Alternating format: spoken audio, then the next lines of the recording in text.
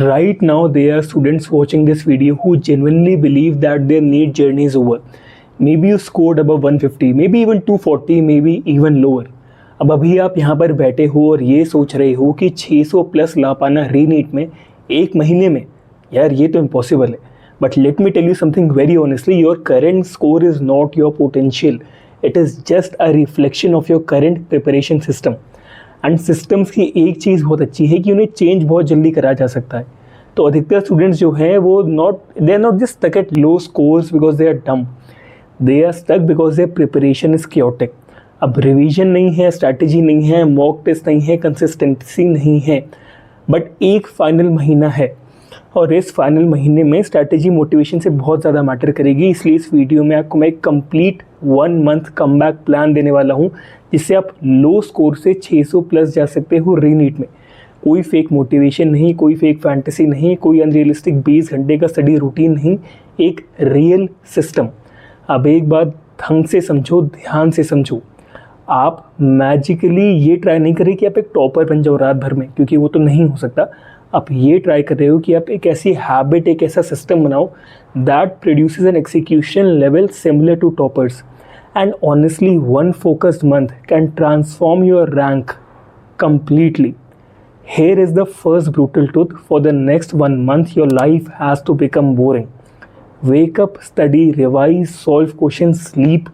That is it. कोई random scrolling नहीं, कोई रैंडम ओवर थिंकिंग नहीं, कोई कंपटीशन नहीं, कोई 10 घंटे की स्ट्रैटेजी वीडियोस नहीं. Because every hour wasted now directly affects your rank letter.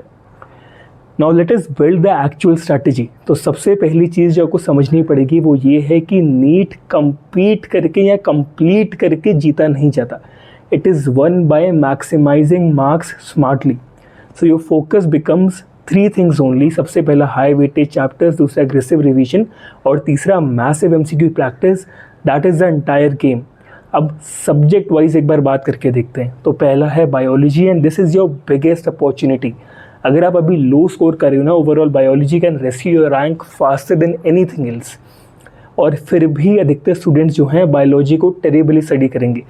वो पैसिवली रीड करेंगे, रैंडमली लाइंस को अंडरलाइन करेंगे, कोई डायग्राम रिवाइज नहीं करेंगे, कोई MCQ सॉल्व ढंग से नहीं करेंगे और फिर वो पैनिक करेंगे जब स्टेटमेंट बेस्ड क्वेश्चंस आ जाते हैं पेपर में. आज से, अभी से NCERT becomes your religion. Line by line, diagram by diagram, table by table. Specially ये चैप्टर्स लिख लो: genetics, molecular basis of inheritance, human physiology, plant physiology, ecology, biotechnology, reproduction. ये चैप्टर्स जो हैं गोल्ड माइंस हैं. Every single day you should need to solve at least 250 से 300 biology के MCQs. हाँ, डेली. बिकॉज बायोलॉजी जो है रिपीटिशन बेस्ड है. जितने ज़्यादा क्वेश्चन आप सॉल्व करोगे उतना ज़्यादा शार्पर आपका रिकॉल होगा. और दूसरा जो सब्जेक्ट है वो है केमिस्ट्री.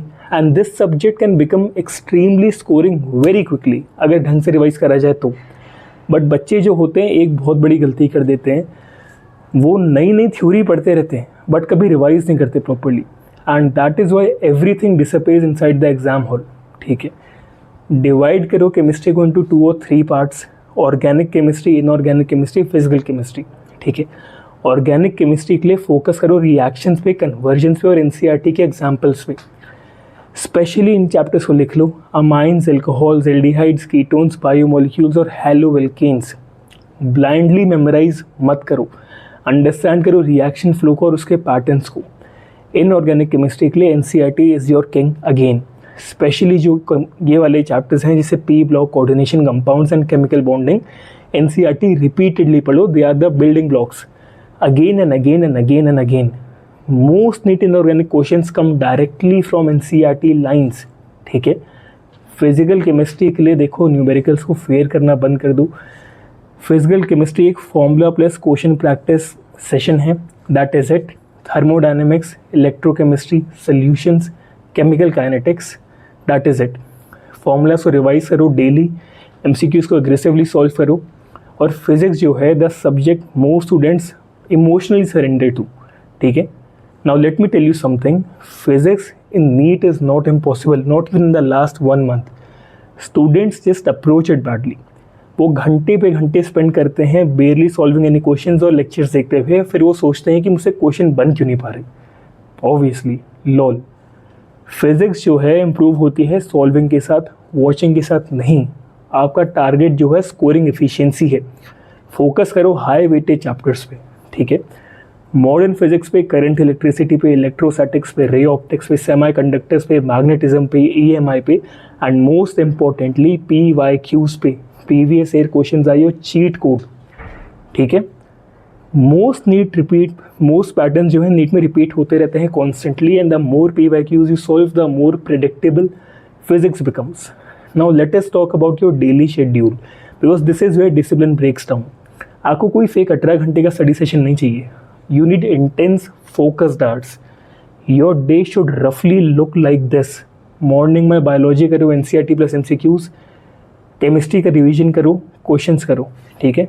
फिजिक्स में न्यूमेरिकल्स करो और PYQs करो, और रात में रिवाइज करो mistakes, formulas and weak areas को every single day. And one more thing, आपका जो फ़ोन है उसे दूर रख दो पढ़ाई करते समय। अधिकतर स्टूडेंट्स जो हैं इसलिए नहीं हारते बिकॉज डिफ़िकल्टी ज़्यादा है। They are losing simply because they cannot focus even for 20 minutes continuously, ठीक है। Now comes the most important part of the entire strategy, mock test. If you are not giving mock test, seriously you are done, okay, you are preparing blindly and there is no hope for you. Start with one full syllabus mock test every 3 days, और फिर धीरे धीरे frequency को बढ़ाते रहो। आखिरी 10 दिन में एक फुल टेस्ट दो एवरी सिंगल डे। और एक बात ध्यान से सुनो, मॉक टेस्ट से मार्क्स नहीं बढ़ते, रिवीजन और एनालिसिस से बढ़ते हैं। तो अगर मॉक टेस्ट देकर आपने रिवीजन नहीं किया then there is no point in giving the mock test at all, ठीक है। आफ्टर एवरी टेस्ट कुछ घंटे स्पेंड करो एनालाइज करने में कि कहाँ पर गलती थी, कहाँ पर बेवकूफ़ी हुई, कहाँ पर सिली मिस्टेक थी, कहाँ पर कंसेप्चुअल मिस्टेक थी, कहाँ पर सिर्फ पैनिक था, ठीक है। Eventually what will happen is कि यहीं से इम्प्रूवमेंट रैपिडली आएगा। And most students what they do is they check marks and become emotional. That is useless. Let me tell you something. Be brutally honest with you. Mock scores जो हैं beginning में ख़राब लगेगा कि यार marks नहीं आ रहे, ठीक है। आपकी जॉब इंस्टेंट परफेक्शन नहीं है, आपकी जॉब इम्प्रूवमेंट है, इम्प्रूवमेंट आएगी।